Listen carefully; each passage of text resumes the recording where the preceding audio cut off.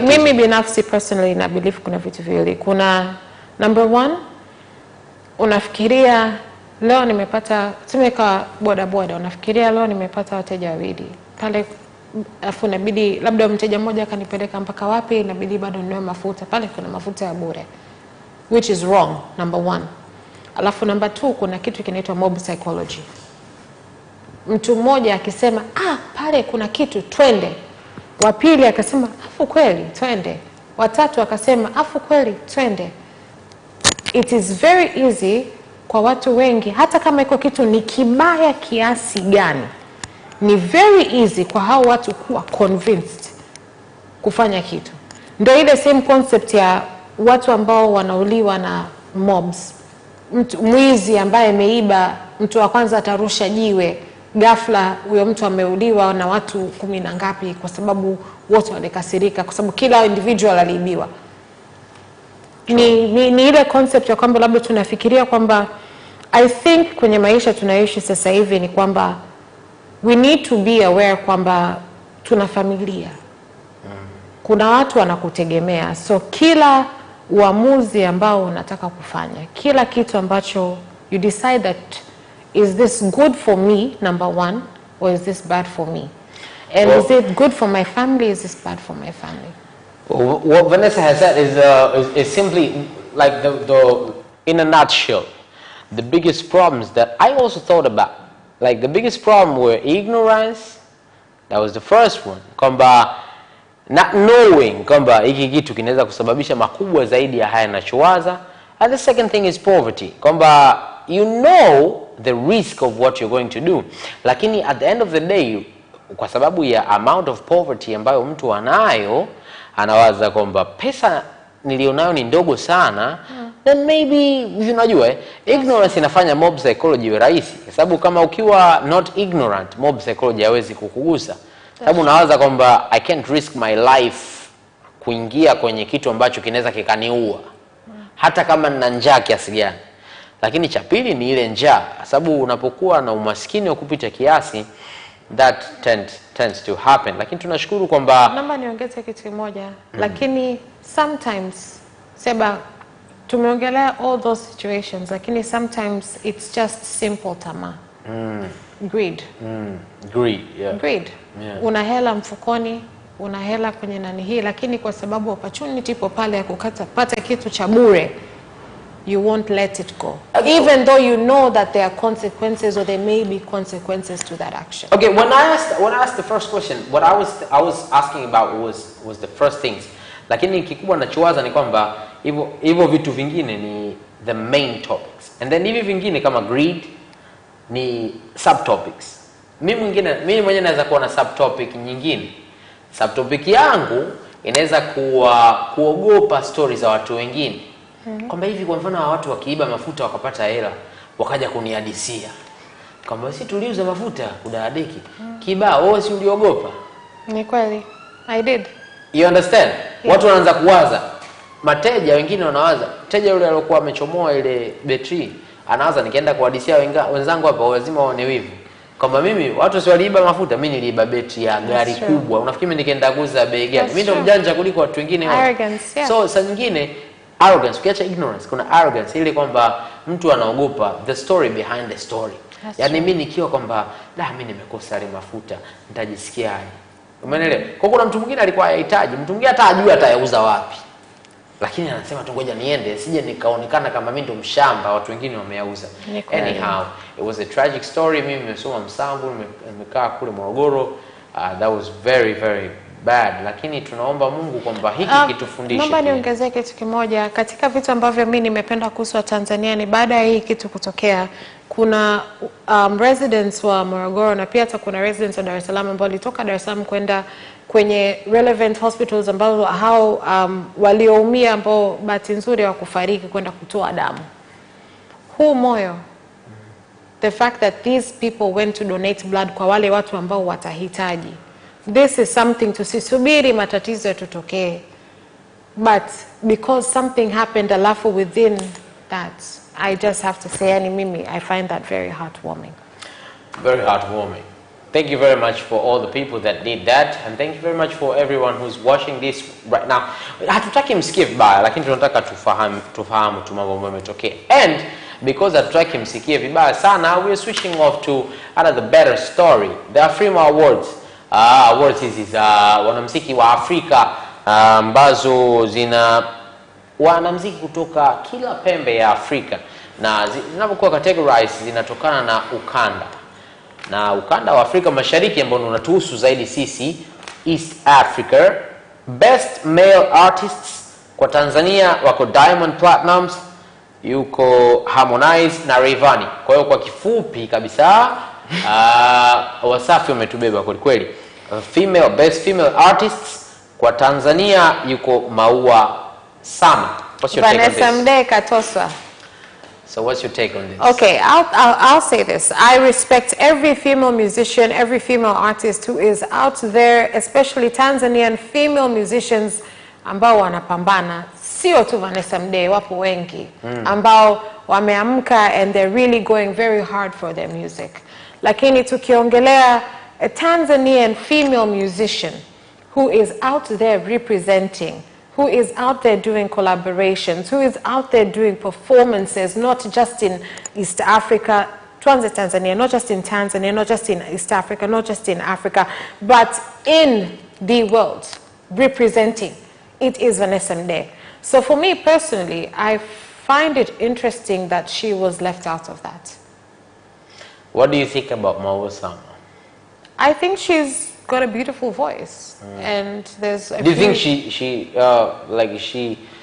she was to be there? Like, do you think it's a good thing for her to be there?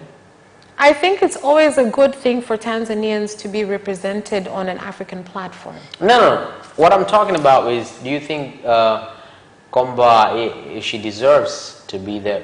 Like, okay, I know you're saying Vanessa should be there, but like, do you think she should also be there? Like, kwa sababu ukisema Vanessa should be there doesn't mean Maua Sama ondolewe. I will answer your answer. I will answer your question based on her current content of work that I know of. No. No. You don't think she's supposed to be But there? that is my personal opinion based on her current content of work. Okay, for instance, in East Africa, who do you think should replace her? Because this is another point of view. You see, with this awards thing, the only problem is they're comparing. There's comparison. There's comparison kwamba kwa Afrika Mashariki sasa hivi tumuangalie yeye, tumuangalie mwanamuziki mwingine wa Kenya, tumuangalie wa Uganda, tumuangalie mwingine tena wa Tanzania, tuangalie wote. In among these 5, who do we think should be in the nomination? Number one, it depends on the criteria of Africa. You know, it depends on what they... It depends. So ukiangalia wa Afrika wengine waliowekwa unafikiri anastahili kuwepo au la? Maua Sama? Because I'm not very specifically aware of the context of why she was nominated. Because the reason she was nominated,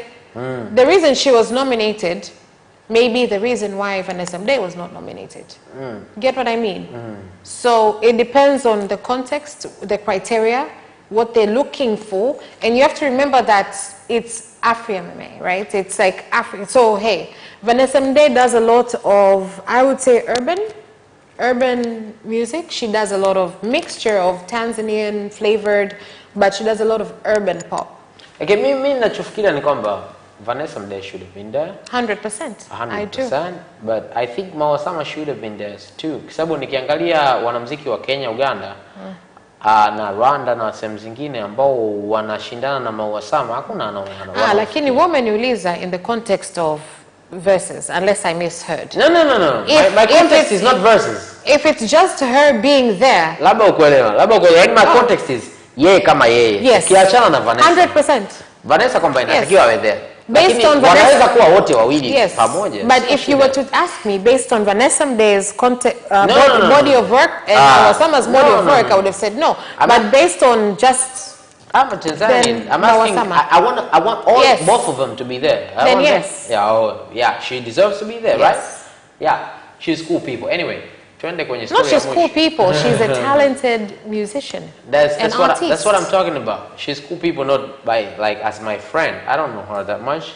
Lakini I'm just saying, she's a cool musician, okay? Most definitely. Yeah. Anyway, before we go to a short break and come back na story yetu na main topic ya siku ya leo, there was another sad story, which is, you know, I'm a motivational speaker, so most of the times I dwell on the statement, which is not proven, that there's a Chinese, the Chinese word for chaos is the same word for opportunity. Like the word that's used for chaos is the same word ambayo inatumika na opportunity. Kwa nini? Kwamba tunaweza kujifunza kutoka kwenye chaos. Hiyo chaos inayotokea inaweza kutufanya tujifunze vitu fulani fulani. High five, Sebastian. Everything is a life lesson. Yeah. So there was an accident ambayo ilitokea. Mtoto wa dereva wa mkuu wa mkoa wa Mara aliiba gari la babake, baba akiwa ameenda nyumbani kuliosha, akapata mgeni, akaingia ndani kuzungumza na mgeni, mtoto akalichukua gari akaenda zake. Bahati mbaya akapata ajali, na kupata ile ajali akapata tatizo kubwa zaidi kwenye ile ajali, akafariki mtoto. Baba naye kwenda kuangalia gari kabla mtoto hajafariki, akapata pressure na vitu kama hivi. So it was very challenging. First of all, before I give my take on this, Vanessa, what's your take on this? You are living with a lot of people that have this tendency. I know. So maybe had huko zamani ushakaga na watu ambao mkikutana nao sehemu wanakuambia mimi nimeiba gari. Let me start from way back and then I'll lead to the conversation I had with my father. Real quick, please. Very quickly. We just have 2 minutes. Yes. So here's the thing. Yes, I had friends who used to take cars from their parents. I've never had a friend who's taken a car from somebody like their parents' employer. So in that context, I can't really speak on it. Lakini the whole thing is, after ilivyotokea, jana babangu anauma. So jana we were having a conversation about the fact that I don't drive. You know, I don't drive. I don't like driving. So shangazi yangu alikuwepo nyumbani. So she was like, unajua, you need to be able to drive because kuna emergency inaweza katokea, and sawa unasema Uber, but sometimes emergencies are like boom, boom, boom, boom, boom. Then I was like, as my aunt, you do not know what happened. I had got into a car accident, and since then I've never been into driving. Lakini kuna situations ambazo mimi nasema mzazi lazima mfundishe mtoto wake accountability.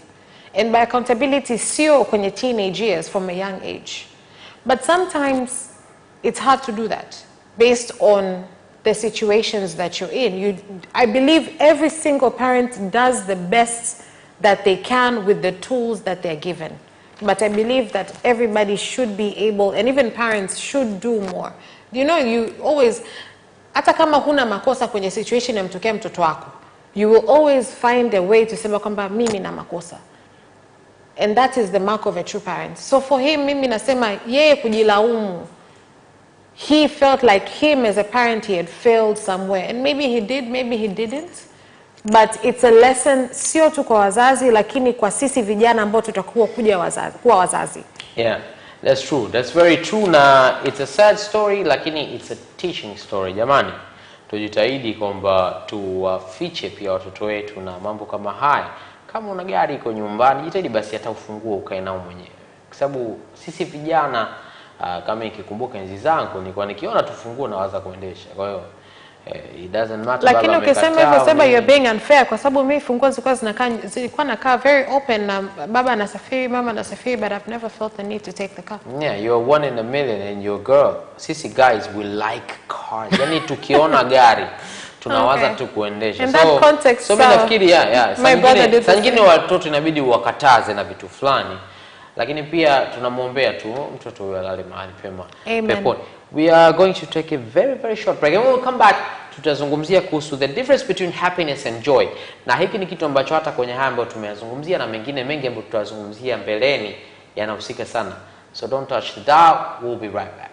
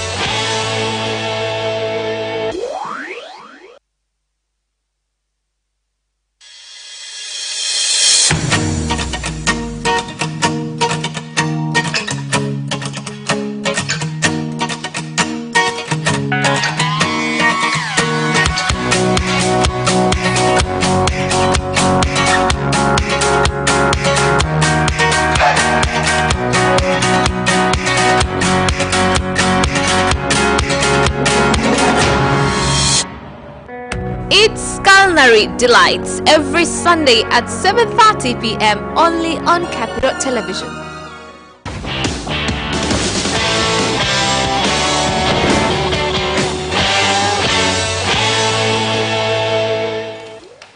Asante sana mtazamaji wa Capital TV ambao umebaki mpaka sasa na sisi.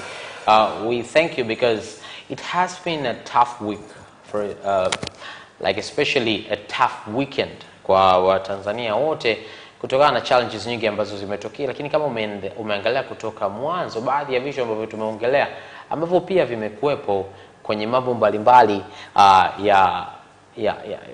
ya topics za social media, lakini pia kwenye media kwa sasa nafikiri tutakuwa umepata hali ngumu kidogo.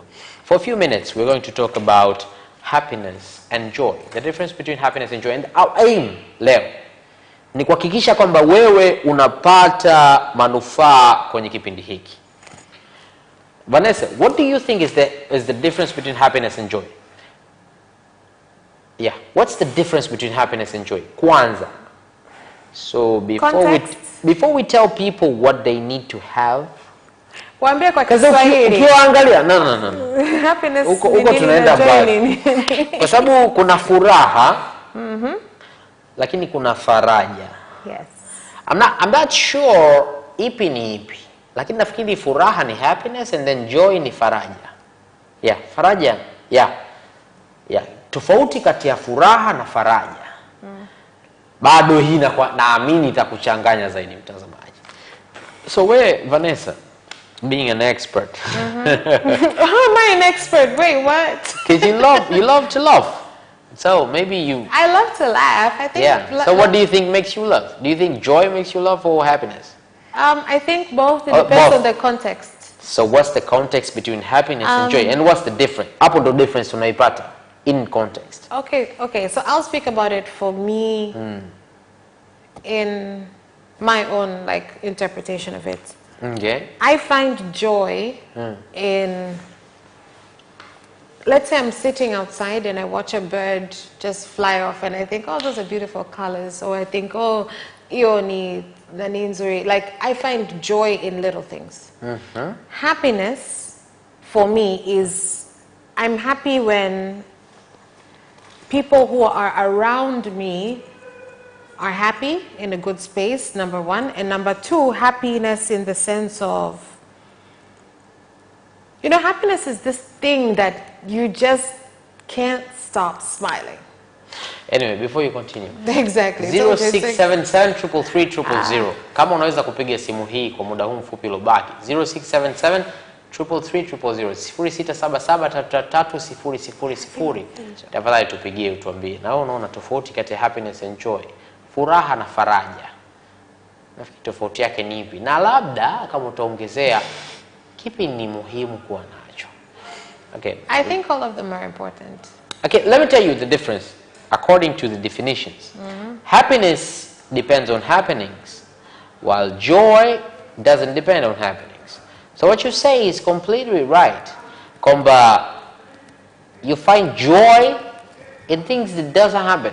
Unaweza kuwa kwa mfano tukicheza mechi kama leo, mashabiki hapa karibuni, mashabiki wa Manchester United wameshinda 4, si ndio, dhidi ya Chelsea.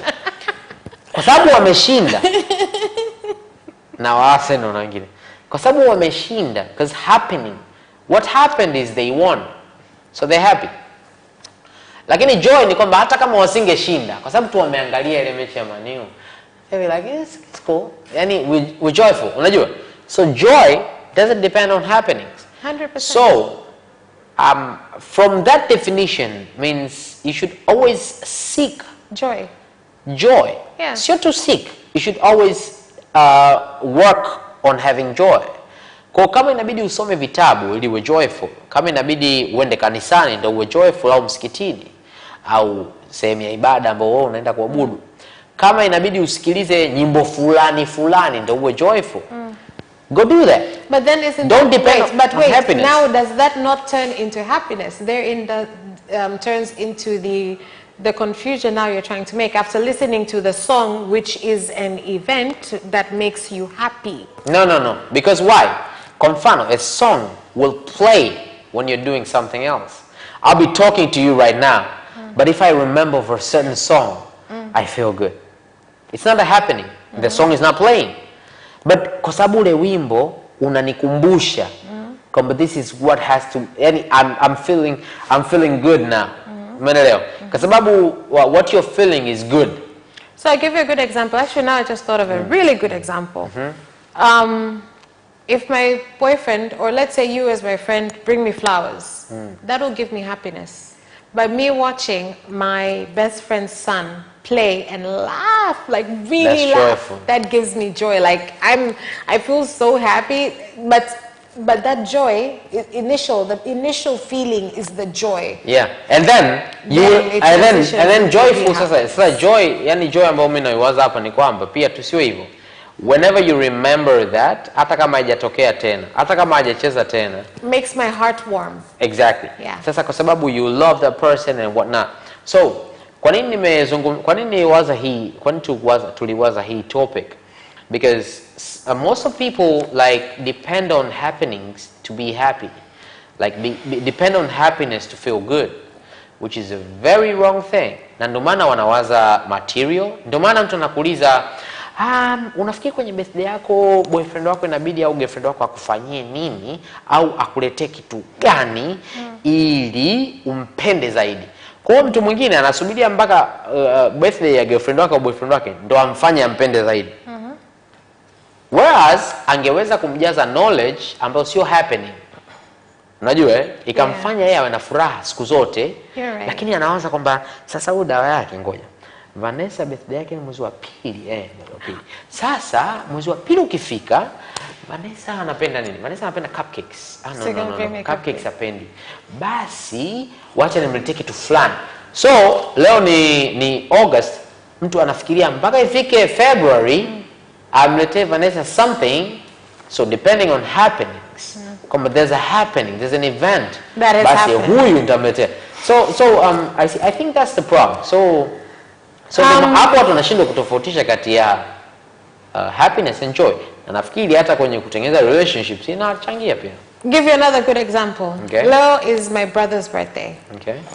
Happy birthday. Knowing that it's his birthday and gives me joy. But how he celebrates his birthday will make me happy. If he had a good birthday and how he celebrated his birthday will make me happy. Yes. So it's joy. I'm happy that it's his birthday. That's the day that he was born.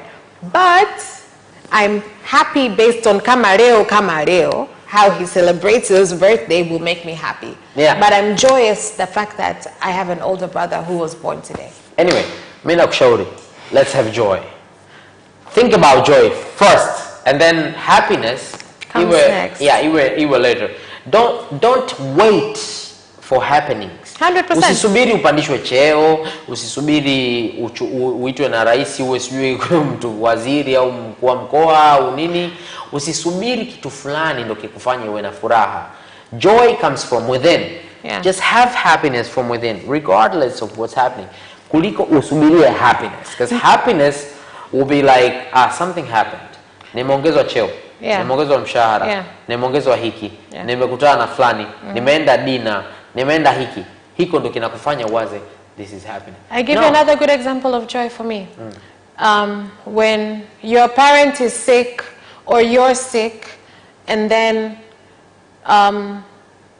the people that you've told and they know that maybe there's something not going well in your situation, they just text you to check on you, how are you doing? Or they just call you to check on you, how are you doing?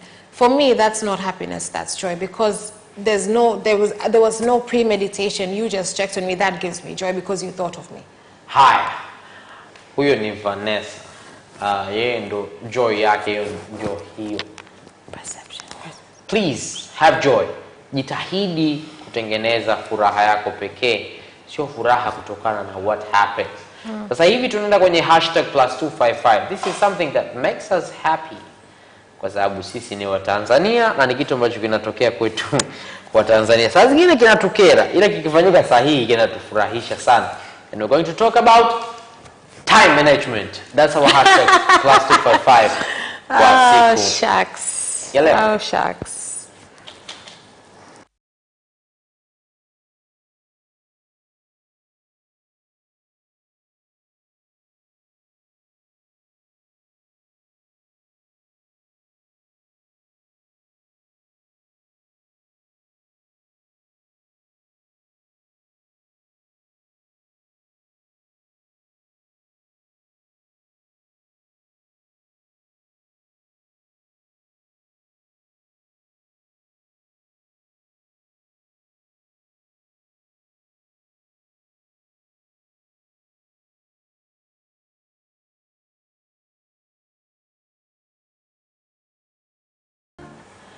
And we're back. Please, tunakushukuru sana kwa kubaki na sisi kwenye Capchat. Tunashukuru kwa wewe ambaye ndio kwanza umefungulia televisheni yako kuangalia Capital TV and it's Capchat on air. It's me, Sebastian Kolowa, and as usual, I am not alone. And as usual, I always have beautiful girls with me. Tonight, niko na Vanessa Victor, ambaye yeye leo ameamua kuvaa pundamilia kwa juu lakini chini amevaa kashata ili kuhakikisha Leave me alone, Sebastian, today. You get confused. Exactly, that's the see, you got it because you're confused. You've been confused from the beginning of the show and you will continue to be confused. So we have spoken about a lot of things, including sad things, including on happiness and joy. Lakini kama ndo umefungulia televisheni yako bado hujachelewa. Tunafungulia hashtag +255 na tunazungumzia time management. So we're not just talking about time management as a whole. We're talking about time management with regard to Tanzanians' time management. Vanessa Victor, how is your time management? Okay, here's the thing. I try to be on time. But I said, here's the key word. Try.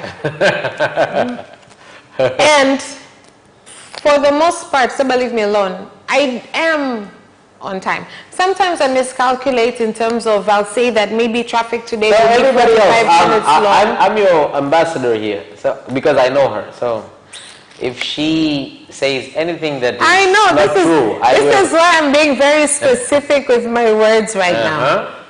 I try to always be on time. You try. Do you succeed? For the most part, I do. To be on time. For the most part. And there's one thing about me. So the most part is how much percent? No, a significant percentage. Like 75 or 80%? Higher. If I know I'm not... Higher than 80%? If I know I'm not going to be on time, I make a call and I communicate. Okay. Okay, go on. Ambassador. Go on. So Ambassador. Okay. So for me, it's okay. Here's the thing. Why is it important to be on time? It's important to be on time. First of all, I believe first impressions are important, and being on time. What about it's a second impression? What about if it's a fifth impression? I'm getting there. Yeah. I'm getting there.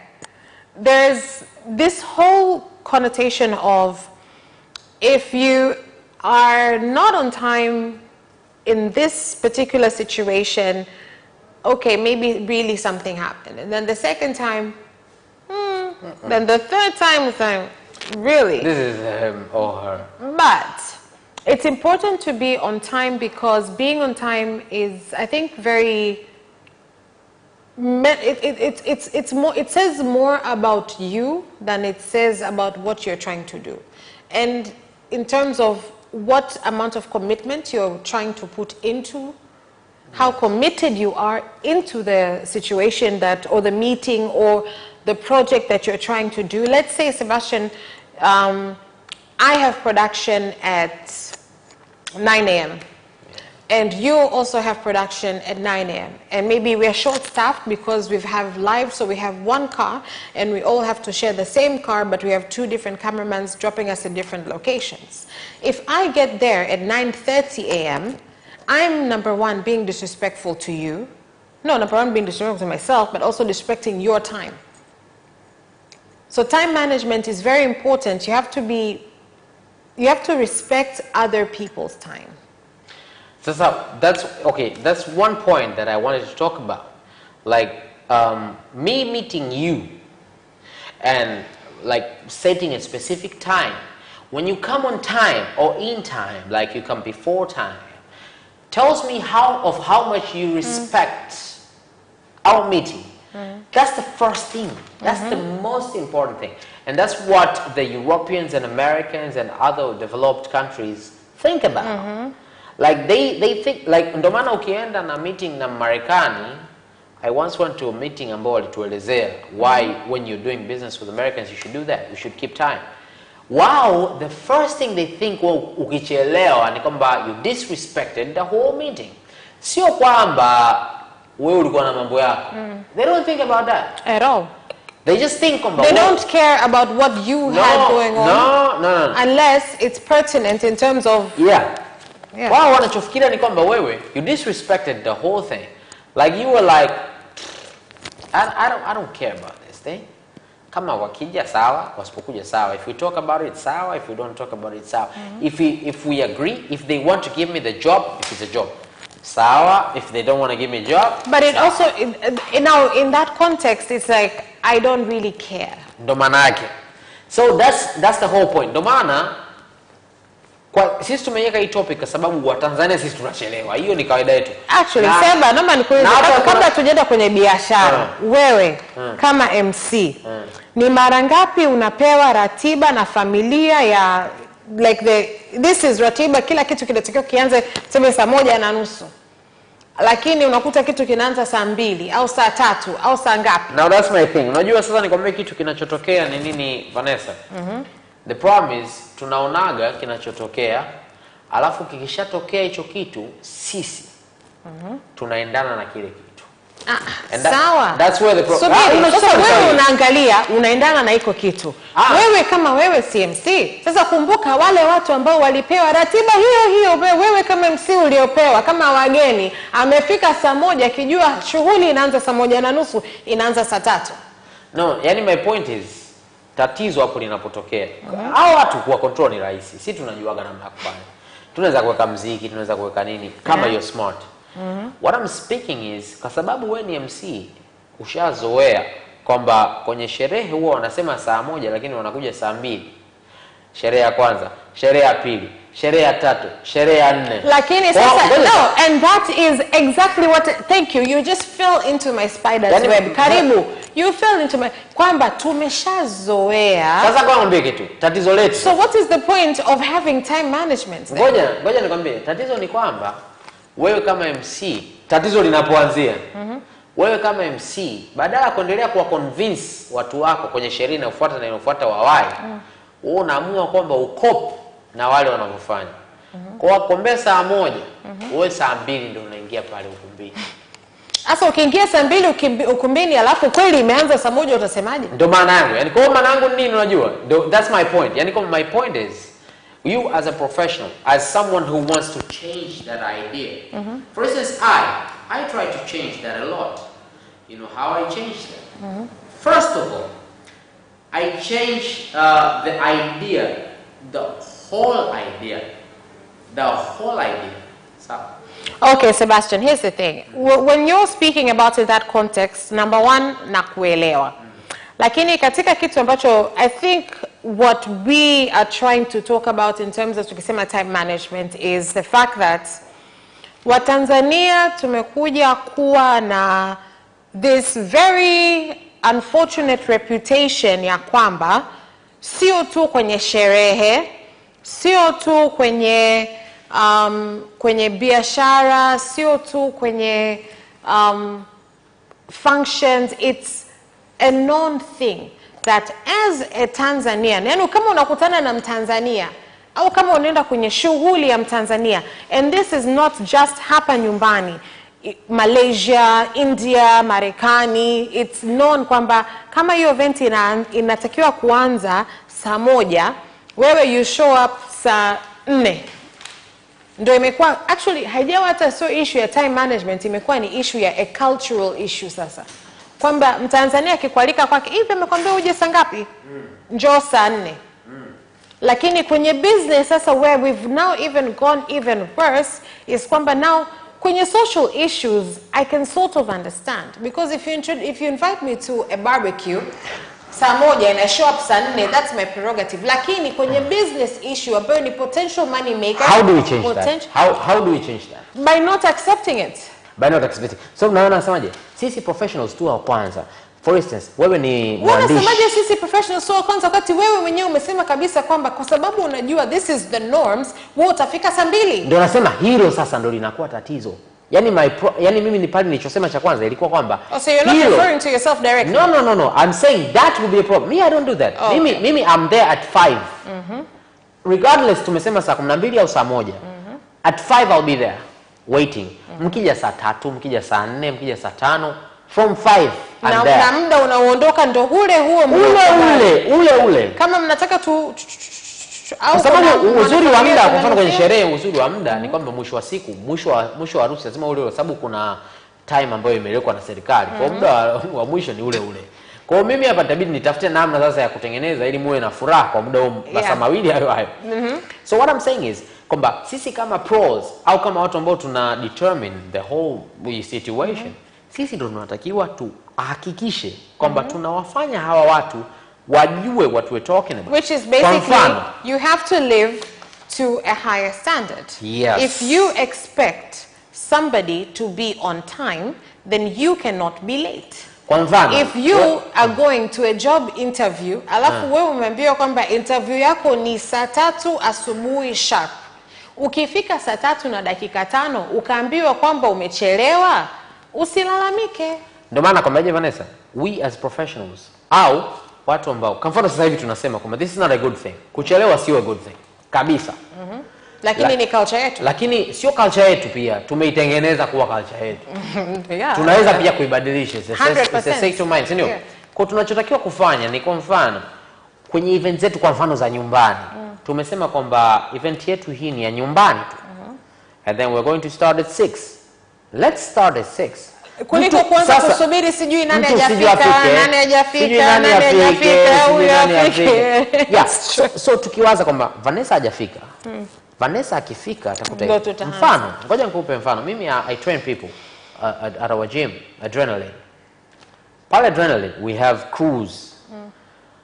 Kitu ambacho wao kinafanya kazi cha kwetu sisi cha kuwasaidia wale ambao tupo nao kwenye crew ili wao wanawahi ni kuanza regardless wamekuja au hawajaje. So wakija wakakuta kama wamechelewa, tumeshaanza. Kesho watachelewa maybe kesho watachelewa kidogo, kesho hawachelewi tena. Alafu after that wanakuwa wanawahi. Don't stop. This is what you said is this, and it is very important.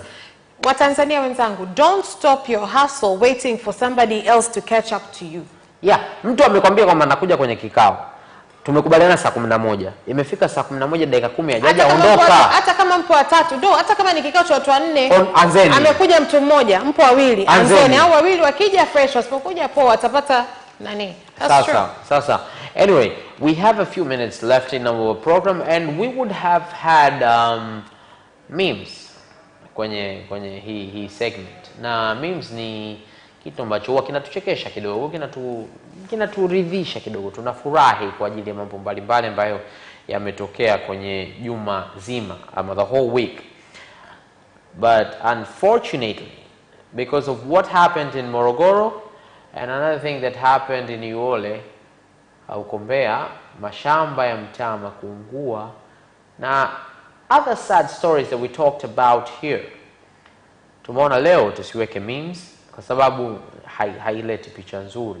While other people are grieving, while the President of the United Republic of Tanzania, Dr. John Pombe Magufuli, said we should have 3 grieving days, and we put memes in that, that's not a good thing. So we decided that it is not a very good thing to talk about this, kuweka vitu vya kuchekesha siku ya leo.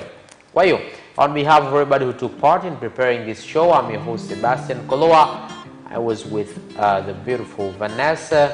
She's sad, but she kept her cool and talked about everything. So I hope you're clapping for her at your house. I'll clap for Sebastian as well. He's been an amazing host.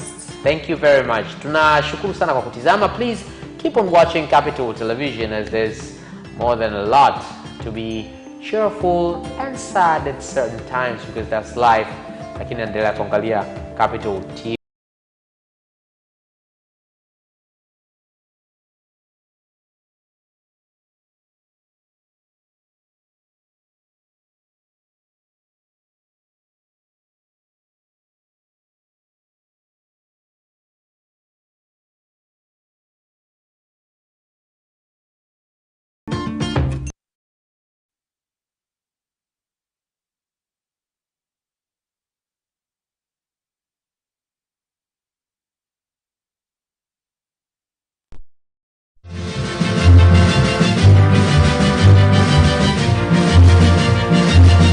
Viongozi na wafanyakazi wa IPP Media umepokea kwa masikitiko makubwa taarifa ya vifo vya ndugu zetu kwenye ajali ya moto Morogoro. Tunawaombea majeruhi wote wa ajali hiyo waweze kupona haraka. Mungu awapumzishe kwa amani ndugu zetu waliopoteza maisha.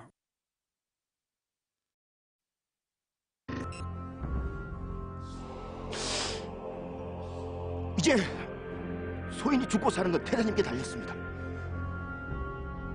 소인, 태자님을 위해 목숨 바칠 수 있는 기회를 주십시오.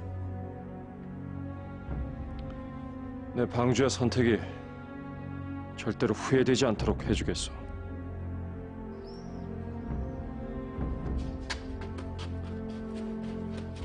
방주님, 국내성에서 100억이 보낸 세작이 왔습니다.